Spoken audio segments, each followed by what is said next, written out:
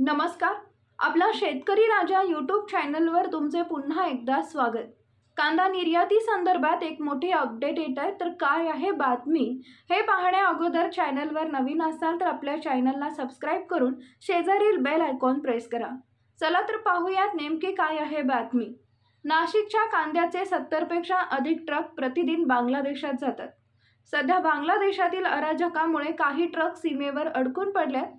7 August या दिवशी बांगलादेशात 59 ट्रक गेले.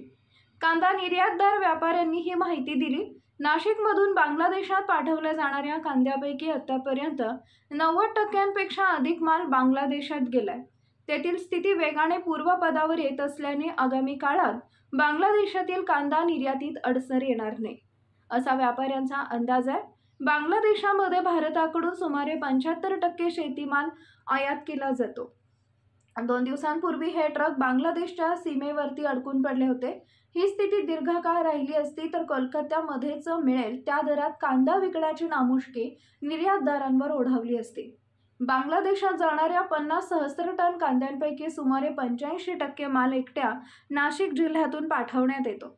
बांगलादेशातील अंतर्गत अस्थिरतेमुळे निर्माण झालेल्या परिस्थितीचा फटका कांदा निर्यातदारांना आणि अप्रत्यक्षपणे कांदा उत्पादकांना बसणार आहे. असे असले तरी येत्या काळात कांदा निर्यातीत सुधारणा होऊन कांदा भावात वाढ होण्याची चिन्ह दिसून येत आहेत.